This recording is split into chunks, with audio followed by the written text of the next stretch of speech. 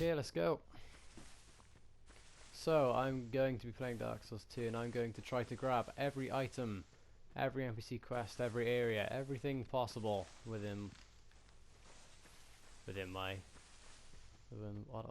can do. So, this is without a doubt the best way to get through the game. It just makes the entire game so easy. It's unbelievable. But if you don't like this build, do it anyway, because you just get to change it to whatever you want after. So that was the first item, whatever it was. I wasn't paying attention. This is just what I do every single time I start a new game. Now this bit's a bit tricky, but it's fine. There's an ogre and he will kill you very quickly. Just run around him, roll, grab the gold pine resin, run away. You can't really kill. There we go. Can't really kill him. You can try if you really want, but it's not going to work very well. So that's that. There's also one last item before you go into the house to make our character and start the game properly. Grab that. And run into the house with the old ladies. Let's go. Just gonna skip the cutscene because it's not important. Okay. Recall our name. LLK. Let's call him Link. Why not? Okay. Okay, make a character. So this is pretty important. Firstly, warrior, crap. Knight, pretty good. You just start the game. Swordsman, really good, but if you just start the game, maybe not the best idea. Bandit, that you don't get the armor set until very far in the game, unless you grab it right straight away. And it's not good or bad. It's a bit weird. Cleric, bit crap. Sorcerer, terrible. Explorer's pretty good because you do get a pair of locks in straight away, so that's pretty good as well.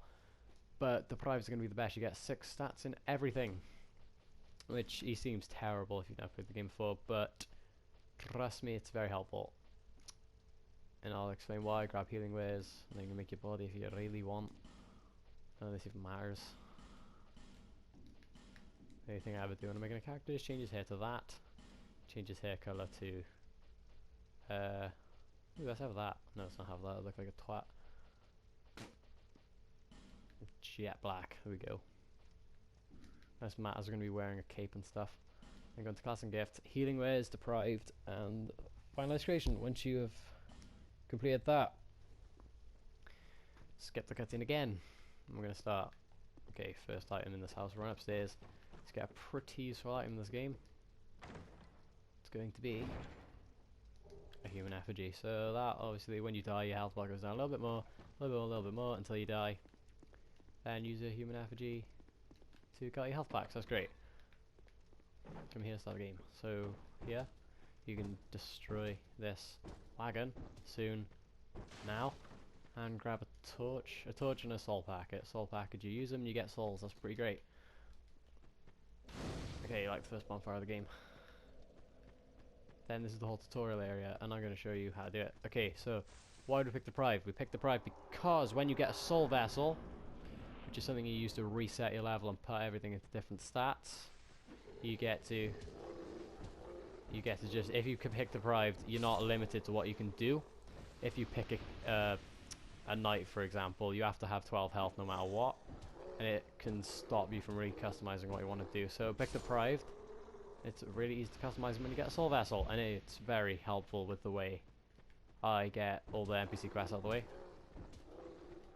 This area is kind of annoying, seeing that you don't have any weapons yet, but there is a dagger here somewhere. It's not that good, but it's helpful. There you go.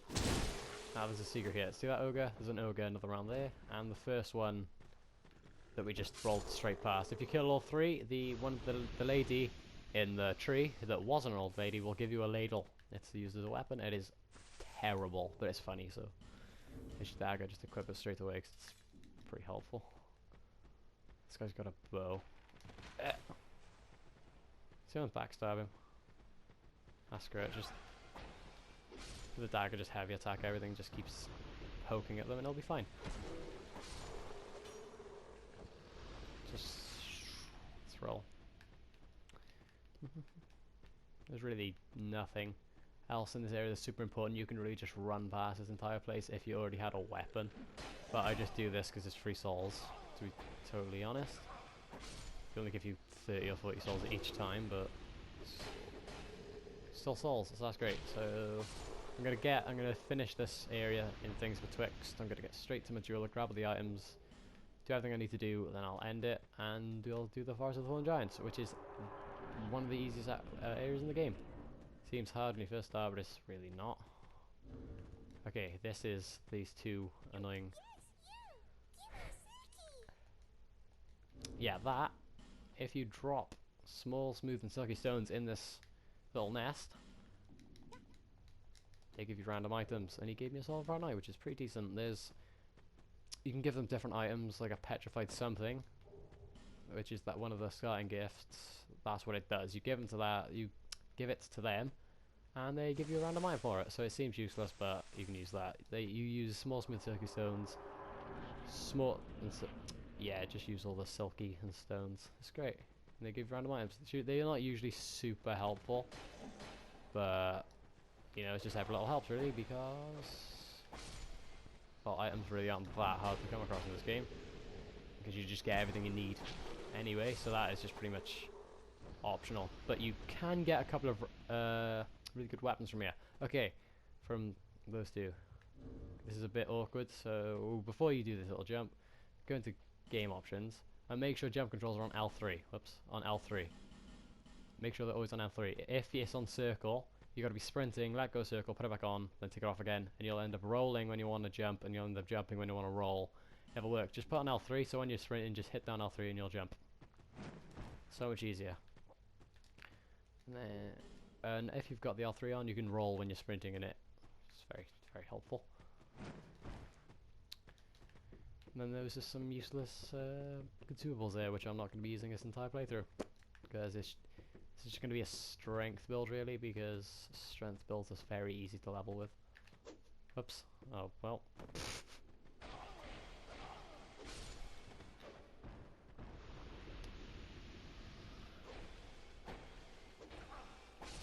Okay, there we go, those two enemies done. Just getting free souls again. Okay, this is a wooden door without any metal frames or anything to help to support it.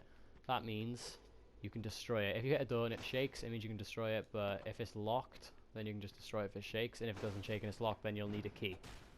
I accidentally just jump attacked. Cracked it open, there we go. That just shows you that you can destroy doors in this game. That's pretty much the only reason for it. On to the next area. Then we're out here, so jump on down.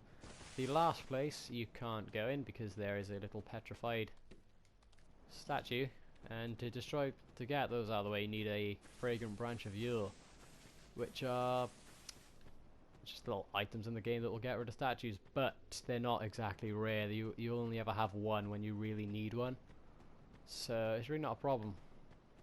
Just running on. There's lots of messages here. Great, cool. I am playing on online mode, and I probably should change that just in case I get invaded, but it won't matter. Okay, so there's a little bit of a secret item here, right as you come out of Majula. This item hiding behind the rock. It's perfectly positioned so you can't see it when you're coming down. It's great. So grab that, it's Divine Blessing. It will take all your poisons off. It'll put your health back to max. It's great. But I never end up using them because I always want to save them. When I want to save them, I never use them. Okay, there's a money sound of Sacred Cleric's Chime. If you chose the Cleric as the starting class, those are the weapons you will get. And then there's the binoculars, which are just, it says a weapon. You can beat some with binoculars if one, does no damage. So, start here. Light the bonfire straight away. Don't forget that, because I've forgotten it a couple of times, because I'm an idiot. There, once you've done that. Oh, I shouldn't have done this yet. Just pop your soul packets. There is actually another one, which I probably should have popped with all the rest of them, but never mind. Just do that. Once you've done that, run on over here. Oh yeah, by the way, I do have an armor set. I'm just not wearing it, because if I'm not wearing it, I run really quickly. It's the imported set. It is the worst armor set in the game. Weight to defense ratio is the worst in the game, I believe. I'm not sure. Okay, there's this guy. He is a Covenant. Way of Blue? I don't know, something like that. So just keep talking to him until question marks come up on the... Oh, there, I just saw one. Oh no, it's the next one. Okay, just keep talking. He says, do you want to join my Covenant? Say yes, he gives you a ring. Whoops. It doesn't matter if you press no, just... Enter Covenant. So you go, he'll give you a ring and it'll increase your health by about 3 pixels, but every little helps, so that's great.